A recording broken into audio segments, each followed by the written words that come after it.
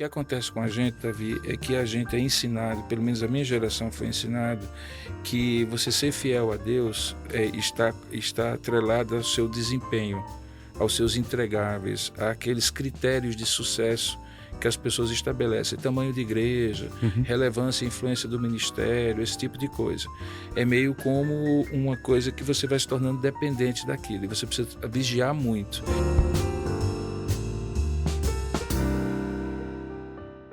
Estamos juntos em mais um de Paletó e Bermuda, falando das alegrias, dos privilégios, mas também dos desafios, dos dissabores do cotidiano, do dia a dia do ministério. Alegria ter comigo aqui de novo o Davi Luna, meu companheiro de caminhada. Alegria de estarmos juntos nesse podcast, nessa conversa, para mostrar sempre aquele lado daquela pessoa que está ali disposta a servir, mas também é um ser humano que precisa de cuidados, que precisa de amigos, que precisa conversar, que é o lado da bermuda. Geralmente sempre é visto como uma pessoa de paletó, uma pessoa ou um oficial, mas também é uma pessoa como qualquer outra pessoa. E hoje a gente tem um convidado muito especial, né, não? É verdade, Davi. A gente tem alguém que pode falar com propriedade tanto do dia a dia, do desafio, né, de estar no ministério, quanto alguém que pode nos ajudar a perceber como que é o coração das pessoas que estão vivendo isso. Afinal de contas, além de pastor, é alguém que tem um olhar clínico sobre essas coisas.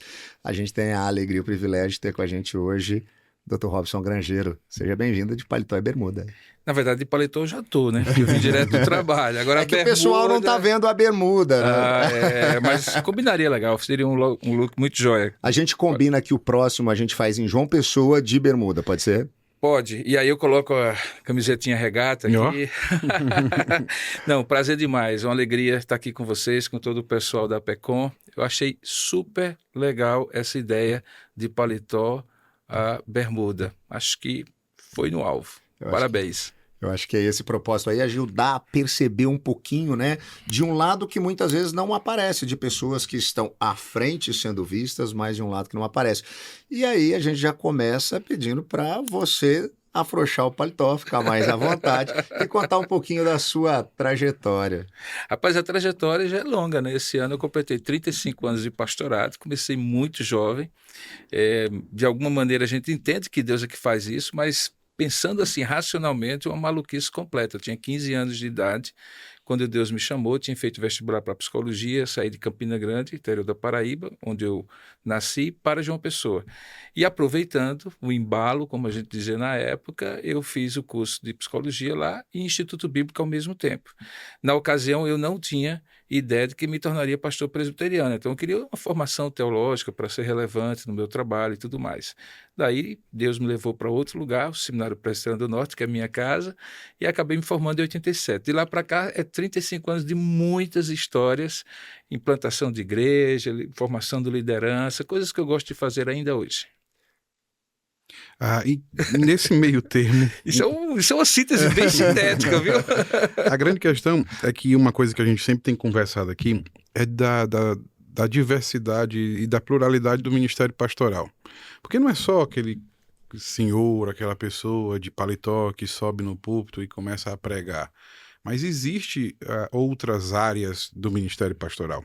E você hoje, dentro da universidade, dentro da academia, lidando não só com, desde crianças até doutores, formação de doutores, também com essa questão da psicologia e da formação de liderança. Conta para nós como é que é lidar em diversas áreas do ministério pastoral. Como é que funciona isso aí? Eu acho que, de certa maneira, o que eu vivencio é o que muitos pastores vivenciam, né? Que é quase como que aquela síndrome do elástico, em que a gente é esticado de um lado para outro, não apenas para dar conta de tudo o que a gente tem que fazer, mas também para que emocionalmente a gente tenha energia para estar chorando com alguém no sepultamento às 10 horas da manhã e sorrindo com alguém na festa dos 15 anos à noite. Mas no meu caso, eu estava falando isso essa semana com a minha esposa, dizendo assim, o meu sonho de consumo nesse momento da minha vida era tentar fazer uma coisa só. Qualquer coisa, eu tenho uma certa inveja santa de algum colega que faz uma coisa só. De repente o cara descobriu que a história dele é com a academia, e ele escreve livros, ele dá aulas e, enfim, é isso que ele gosta de fazer e faz. Eu nunca consegui fazer isso. Eu acho que tem uma herança da minha geração, Rodrigo, que era uma geração mais generalista, mais enciclopédica. A gente achava que talvez conhecer um pouquinho de cada coisa era melhor do que conhecer muito de uma coisa só. Hoje eu já percebo diferente, as pessoas já chegam numa formação que querem ser algo, já definiram e, de repente, como ministros, seguem uma trilha que é mais verticalizada do que horizontalizada. No meu caso, no atual momento, tem um pouco de vida conciliar como presidente de sínodo, um pouco de formação de pessoas na área de educação, como chanceler do Mackenzie, e aí vem, como você falou, o largo espectro, que vai desde a educação infantil até doutores, e tem o pastorado da igreja, que é a minha grande paixão. Se você perguntar assim para mim, olha, o que é que você optaria se você tivesse esse desejo cumprido de fazer uma coisa só? Não tenha dúvida nenhuma que é o pastorado, é o que me identifica, é o que eu sou durante 35 anos de ordenação, mas bem mais tempo de que eu sempre me entendi como pastor. Agora, do ponto de vista do dispêndio de energia que você tem que ter para isso, é algo extenuante, é algo que você não consegue medir, só quem está envolvido nisso aí. No caso da clínica, eu deixei quando assumi a chancelaria em 2019, mas também foram 19 anos. E eu fazia isso nos meus dias de folga, imagina só. Uma coisa que eu não recomendo para ninguém. Na segunda-feira, dia de folga, todo mundo aproveitando um pouco o descanso, ficar em casa. Eu começava de 8 horas da manhã até 10 horas da noite. E chegava em casa extenuado. Eu queria um banho quente e um prato de comida. Minha esposa não conversava muito comigo, porque no outro dia eu ressuscitaria. Porque basicamente era isso. Porque também terapia, aconselhamento, como a gente sabe, também tira muito da gente. Mas hoje meu sonho de consumo é fazer uma coisa só. Mas me perdoe, mas você acha que é possível um pastor fazer uma coisa só? Não, porque eu acho que a gente não escolhe, as coisas são escolhidas para a gente, seja por Deus ou seja pelas oportunidades que colegas, por exemplo, eu hoje estava almoçando, nós estávamos almoçando com o pessoal da capelania e a gente tinha agendado esse podcast, eu não poderia faltar com vocês e dizer assim, olha, não dá, porque hoje eu estou só à disposição da capelania do Mackenzie. Então vocês me escolheram, eu escolhi vocês, a gente está aqui. Então não tem como, de fato não tem como. Você pode assim meio que equilibrar, dosar, não ficar à frente de tudo, dar um apoio numa área que não é a sua área de responsabilidade. Eu acabo ajudando um pouco aqui no Conselho da PECOM, mas como vice-presidente é aquela ideia, eu estou aqui para dar suporte, para compor tal, mas não é a minha grande responsabilidade. Então é mais ou menos assim, você vai um pouquinho aqui, um pouquinho acolá, ajuda ali, ajuda acolá, mas fazer uma coisa só, eu conheço poucos. Um pastor de uma igreja local fazer uma coisa só? Não, também não pode, de fato não dá, tem que de vez em quando colocar vários paletós e vários chapéus. Ô Robson, como você disse, você foi sucinto na sua apresentação. A gente conhece um pouquinho da sua trajetória, né? Sabe muito daquilo que você vivenciou, né? Como plantador de igreja, seja aqui, né, no Brasil, lá na Paraíba, mas fora do Brasil também. Várias outras coisas que você teve. Você falou um pouquinho desse aspecto, né, da psicologia, de clinicar, né? E é fascinante porque às vezes a gente se depara com alguém, né, em determinado momento da vida dela, né, vamos dizer assim, e hoje a gente olha, o presidente de ensino do chanceler do Mackenzie, né, pastor dessa igreja, e às vezes a gente não percebe que existe uma caminhada que traz as pessoas até alguns lugares onde elas hoje se encontram. E a gente sabe, às vezes, muito pouco disso, né? E aí eu queria, hoje, já que a gente está, como eu disse, à vontade aqui É um entre arquivo amigos, confidencial, nessa sua trajetória, você consegue destacar alguns momentos que você acha tenham sido os momentos mais desafiadores para você dentro dessa caminhada? Primeiro no aspecto ministerial, profissional, e também no aspecto pessoal? Vários. Eu acho que eu tive em várias encruzilhadas em que eu podia ter ido numa direção e minha vida seria completamente diferente. E eu fui noutra e daqui cheguei onde estou. Então, houve vários momentos. Saí da minha cidade para decidir fazer um curso na capital de psicologia, mas ao mesmo tempo fazer Instituto Bíblico. Terminar o Instituto Bíblico e ter a proposta de ir para fora e já fazer uma graduação emendada no mestrado e voltar para ensinar naquele Instituto Bíblico. E eu disse, não, quero ser pastor presbiteriano. Eu fui para o SPN, passei mais 4 anos, 7 anos ao todo de formação. Quando eu estou no último ano, tem aquela grande oportunidade de ir para a Inglaterra e passar quase 1 ano aos pés de John Stott, que era um sonho de consumo inimaginável. Mas eu não sabia falar inglês direito. Vou, não vou. Então eu vou no peito e na raça. Fui, aquilo determinou uma série de mudanças. Sou ordenado. Na hora em que sou ordenado, qual era a proposta? Ser pastor da primeira igreja E começa como auxiliar, depois você assume. Aí aparece uma plantação de igreja. Eu deixo aquela linha que seria mais confortável, segura, seria o pastor da primeira igreja do estado, e de repente vou plantar uma igreja. Aí planto uma igreja. É um desafio maravilhoso. Em 7 anos a igreja floresce. Estou indo bem, estou indo bem. Tenho uma proposta de ir para os Estados Unidos. Vou ou não vou? Ficar lá era ótimo. Ir para os Estados Unidos era um desafio. E aí, nesse ponto, eu percebi qual era o meu padrão de decisão. Meu padrão de decisão até aquela altura, e tudo isso até os 24 anos, imagina só. Então eu era um moleque de 24 anos, com todo respeito a quem tem 24 anos hoje, mas você não sabe nada da vida, hoje com 57 eu não sei, imagino com 24. E aí naquela ocasião eu fiz uma conta, e a conta era muito simples, eu disse assim, bom, eu vou ter muito tempo ainda para errar, se isso aqui for erro, eu tenho também muito tempo para consertar. E resolvi, juntei a esposa, 2 filhos, 5 malas e fomos para os Estados Unidos plantar uma igreja. Em determinado momento chegou a hora de decidir. E aí eu fiz uma outra decisão que foi muito de utilidade, de pragmatismo. Tá bom aqui, meus filhos estão gostando, eu posso ficar aqui o resto da vida, o plano não era voltar, mas quando eu pensei assim, onde é que eu posso ser mais útil? Aqui nos Estados Unidos ou lá no Brasil? Sem precisar fazer nenhum processo de aculturação. Não, é melhor voltar para o Brasil, vou ser mais útil lá. E aí vim para o Brasil. Então, a partir daí, eu descobri uma coisa, que eu não mandava, eu não estava no controle, eu era um soldado, o Senhor já tinha traçado um caminho, e eu deveria entender para onde Ele me levasse. E eu não deveria dizer não, mas eu deveria ponderar de que maneira que ele iria glorificar mais o nome de Deus e de que maneira que ele iria ser mais útil. E tem sido mais ou menos isso que eu tenho definido. Hoje eu estou num ponto que eu não sei para onde é que eu vou. Quer dizer, eu sei onde é que eu estou, e até aquilo que me permitir ser feito onde eu estou, nas várias funções, eu estarei fazendo. Mas qual vai ser o próximo passo? Bom, eu já não tenho 24, então eu não posso dizer que eu tenho muito tempo para errar e muito tempo para consertar, mas estou aí. Então, acho que para mim está sendo um processo ainda de crescimento. Eu sou apaixonado pela vida, Rodrigo. E deixa eu te perguntar uma coisa: como é que foi o papel de Séfora, sua esposa, para quem não conhece, dentro de tudo isso? Porque assim, né, vamos para cá, vamos para lá, volta para cá, volta para lá. Ela teve um papel que é o papel de santa. Aquela mulher é uma mulher santa, porque ela aguentou certas coisas assim.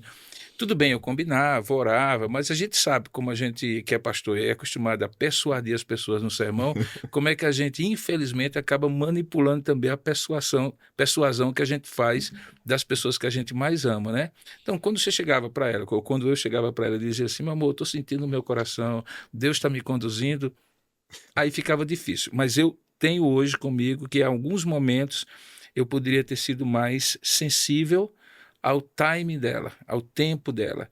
E não teria prejudicado, em tese, as decisões que eu teria tomado e teriam ido na mesma direção, mas ela não seria tão prejudicada. E aqui talvez haja uma coisa interessante para dizer para vocês e para quem está nos assistindo também.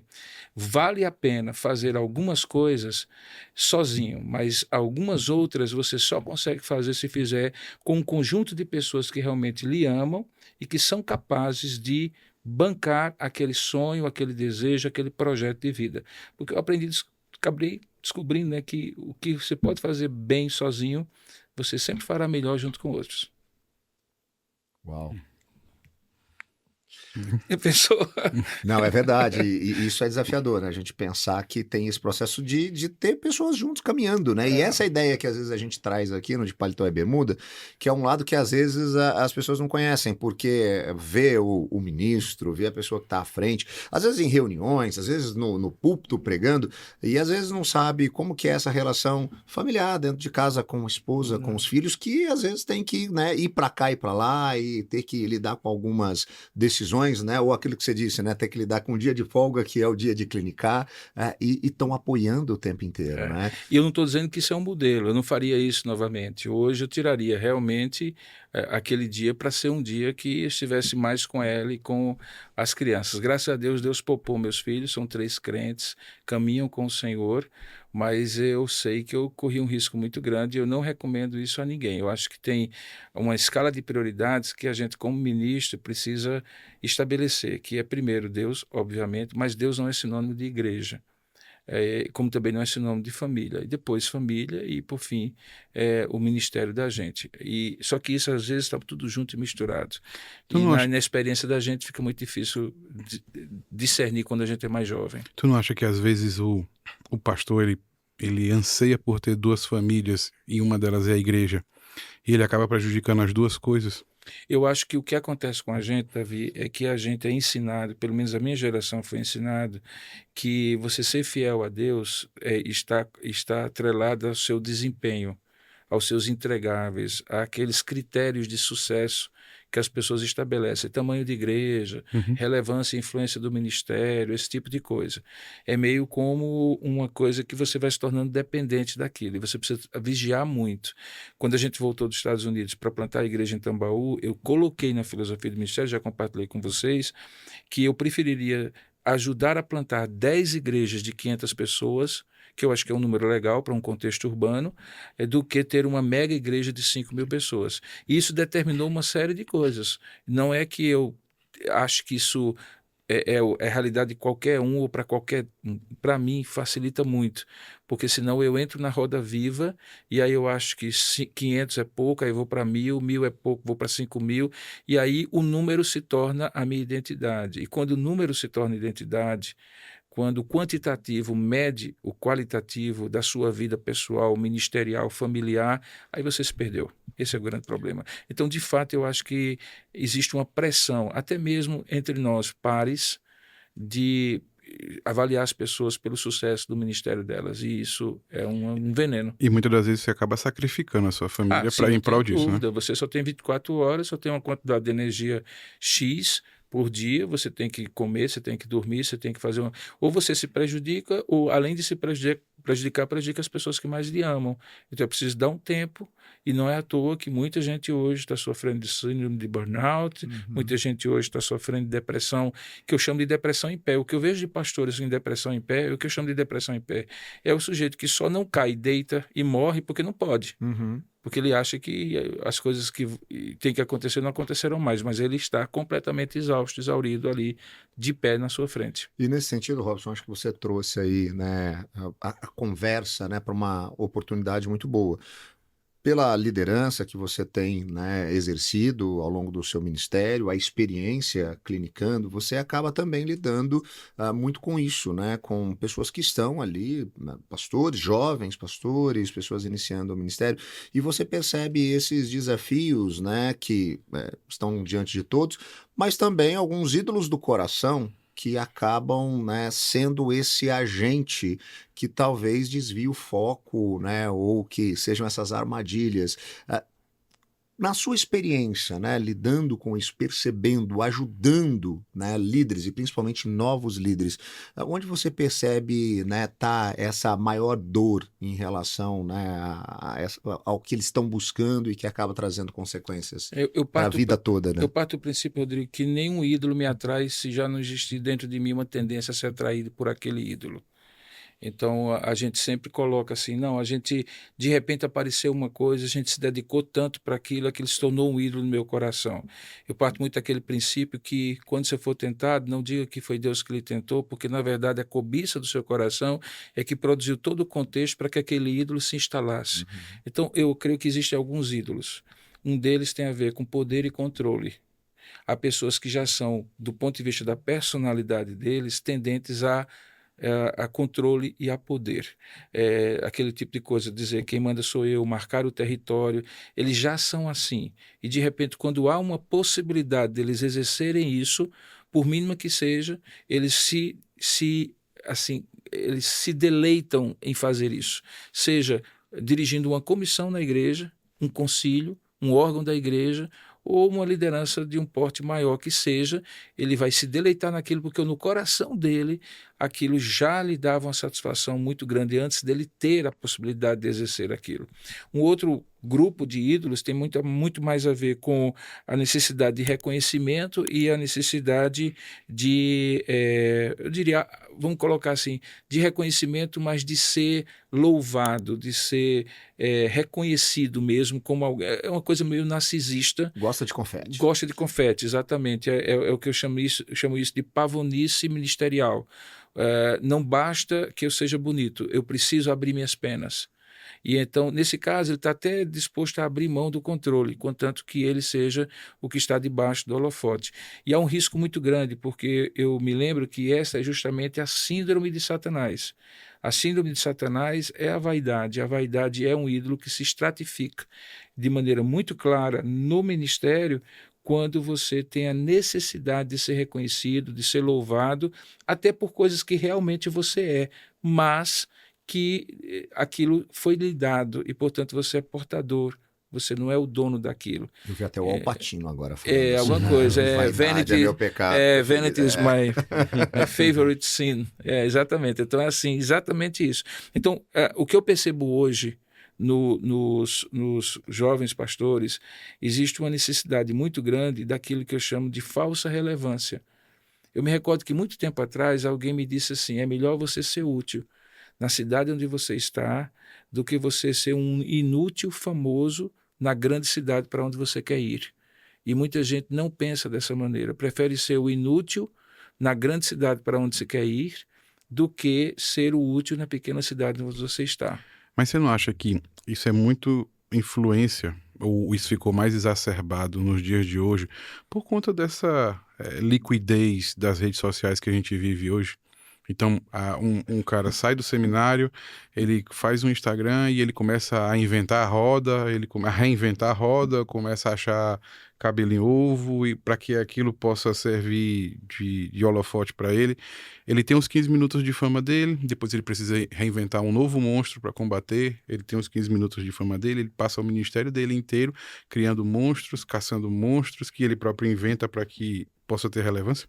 Não, eu não tenho dúvida que essa cultura de celebrização, que basicamente é uma cultura que nasce com os acessos digitais e a cultura digital que amplia a sua comunicação para fronteiras que você não conhecia antes, para além de fronteiras que você não conhecia, isso alimenta. Mas, novamente, eu digo, essa pessoa, mesmo que não tivesse a rede social, ela já teria uma tendência que tem a ver com o coração humano dele, o cabeamento do coração dele, a configuração, é o calcanhar de Aquiles deles. O que vai acontecer é que isso permite que ele assim vá a uma enésima potência, né? Quer dizer, tem certas coisas que eu vejo que são absurdas. Tem gente que tem conteúdo e tem X de seguidores. Aí você diz, não, vale a pena, o cara entrega alguma coisa e faz sentido. E tem gente que não tem conteúdo algum e tem muitos mais seguidores e likes, porque ele acaba fazendo da treta e de tudo mais uma maneira de ele estar na mídia. E estando na mídia se sentir bem porque é famoso. Então existe hoje uma cultura de celebrização muito arraigada no meio cristão, no nosso meio como pastores, e que tem a ver com o espírito deste mundo. Eu coloco isso dentro do espírito deste mundo. O espírito deste mundo você é uma celebridade por não ser célebre em nada. Hoje, a cultura de celebrização basicamente porque alguém é célebre? Não, ele é célebre porque ele é célebre. Ele não é célebre porque fez nenhuma coisa célebre. Ele é célebre porque ele é célebre. Então, há pastores e há líderes, e esse é o nosso risco, qualquer um de nós, por um motivo ou por outro, de nos tornar célebres não porque somos alguém que fez alguma coisa célebre, que pode ser celebrizada ou celebrada, mas porque simplesmente conseguiu achar uma veia, e a veia tem a ver com likes, com engajamento e uma série de outras coisas. Isso é, talvez, hoje, o grande inimigo silencioso do ministério das pessoas, dos jovens pastores e dos pastores mais experientes também, porque a gente acaba se sentindo um pouco, na minha geração, passado para trás por garotos que eventualmente descobriram alguma coisa que estava ali dentro dos nossos olhos e a gente não viu. Então também tem esse impacto sobre quem é mais experiente. Isso passa então, Robson, até por essa falta, né, de submissão, vamos chamar assim, né, de não ter alguém para caminhar, para trazer esse entendimento, né? A gente entende biblicamente que, né, o nosso coração é enganoso, nós estamos à mercê do nosso próprio coração, a gente está numa enrascada. E essa dificuldade que, por mais que a gente até ouve falar falar sobre mentoria, né? Essa coisa de não ter um caminhar, um discipulado, ou estar submisso a ouvir alguém, até que ponto esse tipo de coisa, de fato, né, no vamos ver, né, na hora real, ele traz esses problemas. Ele faz exatamente com que as condições de controle para esse tipo de postura não estejam postas. E quando você tem um vírus que tem um potencial tremendo e não tem nenhum tipo de defesa contra esse potencial de destruição, esse vírus vai se alastrar. Então vamos fazer dessa analogia o meu comentário. O meu comentário é: você tem uma tendência a buscar celebrização, buscar controle, ou reconhecimento, ou poder. A não ser que alguém diga assim: olha aqui no espelho quem você é e o que você está fazendo, você não se vê. Existe uma janela escondida que você não consegue olhar-se por ela. E talvez é aí que o discipulado, o grupo de pastoreio mútuo, a mentoria faz uma diferença. Mas mesmo quando isso é difícil de acontecer formalmente, porque se fala também muito sobre isso e se tem pouco. De vez em quando alguém diz assim: eu quero ser mentoreado por você, eu quero ser mentoreado por você, e quando eu vou pegar mesmo para dizer assim: então vamos caminhar junto, o cara escapa por ali, aquela coisa toda. Ou às vezes sou eu que não tenho tempo. Mas mesmo que isso não aconteça, esse tipo de coisa, por exemplo, você podia estar fazendo esse programa sozinho. Você podia estar fazendo sozinho. Mas eu tenho certeza que esse programa é muito mais rico quando vocês fazem juntos, pensam juntos, conversam juntos. Então, eu acho que a amizade, e esse é uma questão-chave, a amizade entre líderes é talvez um dos produtos mais difíceis de se encontrar hoje. Não é verdade? Amizade, assim, de conversar bobeira, de bater papo, de zoar com o outro porque é palmeirense. De viver a vida. E esse é um outro aspecto, talvez, né, Robson, caminhando aí para a gente, né, entender um pouquinho daquilo que pode também, né, trazer alento, né, ao nosso coração. A gente falou muito de desafio, né, perceber essa importância de momentos ordinários, né, porque às vezes a gente está de paletó o tempo inteiro, né, pensando no momento extraordinário, naquilo que pode ser feito de maneira extraordinária, e a ideia da bermuda traz exatamente, né, essa questão do ordinário. O que os momentos ordinários, dos mais simples, como vamos sentar simplesmente, não para fazer uma reunião para tratar estrategicamente dos rumos da igreja ou para elucubrar sobre a teologia que vai mudar a história, mas vamos sentar para conversar um pouquinho? Olha, o momento ordinário torna a nossa vida ordinária, porque o grande problema nosso é achar que a nossa vida é extraordinária porque somos pastores e líderes. Então, o extraordinário na nossa vida não é o que nós somos. É a missão que foi nos dada por este Deus extraordinário. O extraordinário especial é Ele.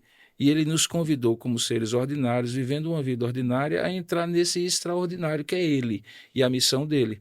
Quando a gente, em alguns momentos, tem momentos ordinários, então a gente tem aquela concepção, aquela ideia, aquela vivência de quão ordinários nós somos. Nós temos boletos para pagar, nós temos dores de dente, dores de cabeça, nós cansamos. Recentemente eu estava pregando no final de semana numa igreja e eu estava hospedado na casa de uma família que me deixou muito à vontade, me receberam muito bem e tal.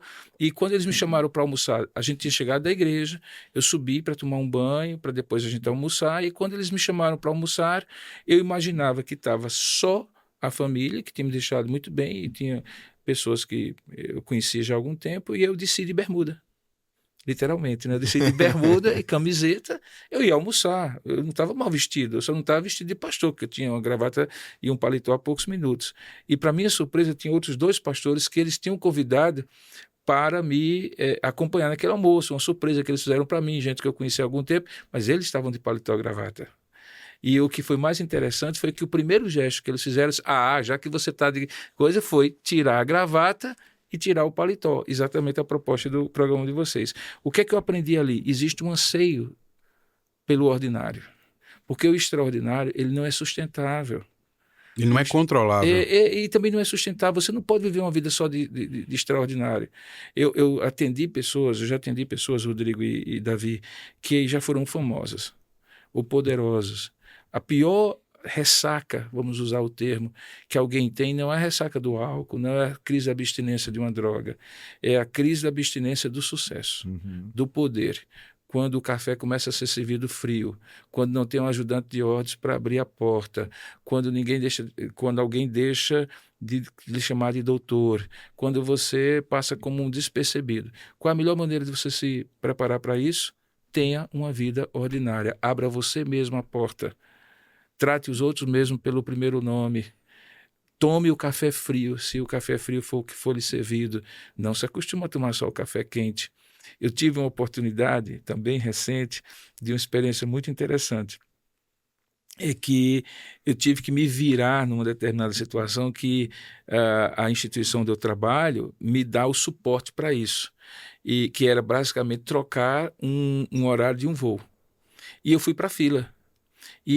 A hora do voo chegou, eu poderia ter telefonado para a secretária e dizer assim, por favor, troque o meu voo, porque tem voo disponível, tem assento disponível, eu gostaria de chegar mais cedo, de volta a São Paulo. Mas eu fui para a fila. E ao chegar na fila, eu perdi o horário do voo. E eu fiquei muito irritado. E aí eu disse, mas essa é a experiência do normal, do comum, do mortal, de você ficar numa fila e não conseguir resolver. Por que eu estou irritado? Já sei, eu estou acostumado com alguém resolver as coisas para mim. Uhum. Eu tenho que tirar isso de mim. Eu tenho uma coisa, Rodrigo, que é um segredo que eu vou contar aqui para o pessoal. No dia que assumi a chancelaria do Mackenzie, eu escrevi a minha carta de saída. E eu, de vez em quando, ando com ela no paletó. E todas as vezes que eu ando com ela e abro e olho, é uma carta simples, 3 parágrafos, agradecendo pela oportunidade, que é o que eu pretendo escrever e ler quando eu tiver que sair da função que eu tenho. E todas as vezes que eu acho que eu estou sendo muita coisa, eu leio aquela carta e é quase como aquela voz que dizia ao general romano, lembra-te que tu és mortal. Uhum. Porque, de fato, lembra que isso tudo vai passar. Vai passar, tudo isso vai passar. Então, o ordinário nos ajuda a ter os pés enterrados na realidade. O extraordinário não é sustentável. O extraordinário é inebriante. O extraordinário é alguma coisa que nos faz viciados nele. Ninguém queira ser extraordinário. Que a presença de Deus seja extraordinária e você seja o mais ordinário de todos. Essa é a mensagem. O mais extraordinário é a nossa conversa. É essa oportunidade que a gente tem aqui no de paletó e bermuda de conversar sobre coisas do cotidiano, do dia a dia. E você pode acompanhar esse programa e outros programas sempre lá na multiplataforma de comunicação da Igreja Presbiteriana do Brasil, a IPB Multi. É só você digitar aí, está aparecendo aí embaixo, multi.ipb.org.br e você vai poder ter acesso a esse programa, aos outros programas e a tantos outros materiais que nós temos produzido na PECOM, na Agência Presbiteriana de Evangelização e Comunicação. Aproveita que você está assistindo também e se inscreve aí no nosso canal do YouTube para que você possa receber todas as informações de tudo aquilo que a gente tem produzido com muito carinho para você que nos acompanha. Dr. Robson, é uma alegria, um privilégio tê-lo conosco e a sua fala final eu queria que fosse direcionada àqueles que estão nos acompanhando a partir da sua experiência, aqueles que estão iniciando o ministério, para aqueles que estão vivendo o ministério, para aqueles que talvez já estejam em uma fase mais aguda do ministério, pensando talvez naquele momento, né, de colocar a bermuda e ir para João Pessoa, esse dia vai chegar para mim, que você pudesse falar a cada uma dessas pessoas, o que você diria, né, com a experiência que você tem vivido como pastor, como psicólogo e, acima de tudo, como discípulo de Jesus que é maduro. Antes de tudo, quero dizer a você, Rodrigo, a você, Davi, a alegria do convite para a gente bater papo. Quando a conversa é boa, acaba que o tempo demora, passa rápido, muito rápido, não demora, a gente não consegue falar tudo. Mas uma das coisas que eu gostaria muito de falar para quem estiver participando conosco, assistindo, é que a vida é muito curta. Eu sei que eu estou falando uma obviedade, um clichê, mas a vida é muito curta para a gente achar que há milênios existindo na humanidade e com tantas coisas que foram feitas antes de nós, que nós estamos fazendo algo novo, algo que jamais será esquecido e jamais será substituído. Não pense que relevância é alguma coisa que marca as pessoas para sempre. Relevância é o que você consegue ser fiel a Deus e ao seu chamado no tempo presente, dentro da sua limitação. Eu costumo dizer, Rodrigo, só há 3 coisas que você pode fazer para aí sim ser fiel e relevante para Deus. É se capacitar sempre, é se posicionar sempre, é se dispor sempre. O restante, deixa na mão de Deus. Ele que sabe qual é o trajeto que tem para você e ele não será grande, porque você terá um grande ministério. Ele será grande se você for fiel e ordinário. Há uma bênção em ser ordinário, não no sentido moral, mas no sentido de ter uma vida ordinária. Ser apenas um pastor, ser apenas alguém que diz, eis-me aqui, Senhor, sempre. E cuide da saúde, e cuide da família, e cuide de torcer por um time que seja melhor do que o Palmeiras, como, por exemplo, o meu Botafogo, porque, afinal de contas, em conversa de paletó e bermuda, tem que haver zoação de futebol. Com certeza.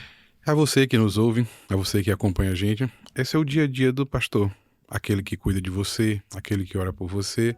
E aí eu lhe convido a continuar acompanhando o podcast Paletó e Bermuda, para que você possa entender um pouquinho desse ser humano que tanto lhe ama, cuida de você, prega para você, ora por você, suplica a Deus por sua vida. Ame seu pastor, porque ele gosta muito de você e precisa de você. A gente vai ficando por aqui. Até mais.